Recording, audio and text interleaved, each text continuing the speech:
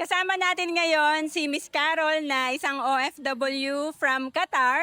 And 1 year na siyang nag-start mula nung sa Kaiser na inoffer ng kanyang bayaw. No? So, any tips sa mga OFW na nakikinig sa atin ngayon para sa pag-iipon? Paano ba sila makakapagsimula or paano ba sila makaka-start dun sa mga savings program na gusto nila? Kasi to be honest, ako, as a person, young pa naman ako.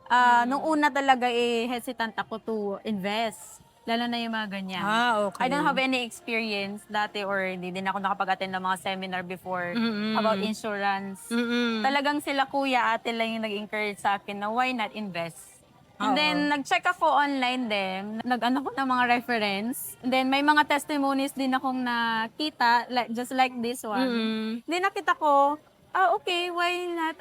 I-try ko siya. Kaya na kinausap ko ulit, binalikan ko si kuya.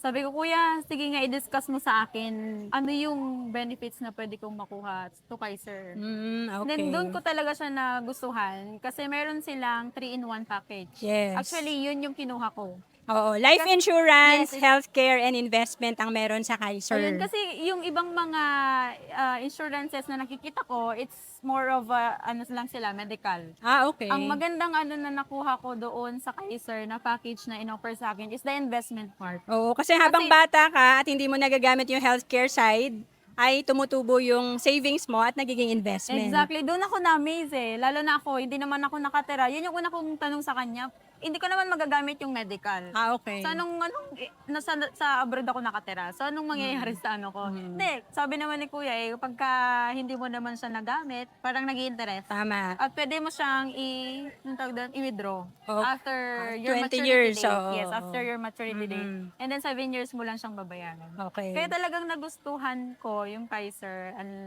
like the other insurances. Okay. Kasi meron nga siya, yun nga, tatlo yung ano niya, lifetime na siya, may medical for emergency purposes. Diba? Pag uwi kang Pilipinas, may nangyari. And then kahit nasa abroad ka, meron kang life insurance coverage. And then yung investment part. Oo. So, thank you, Miss Carol. And sa mga OFW natin, pwedeng-pwede kayo sa Kaiser kasi we have online application. To know more about Kaiser, message nyo lang ako sa Facebook, Roan Celis Capistrano, or email me at roan.capistrano@gmail.com. Thank you, Miss Carol. Ito po, invest na.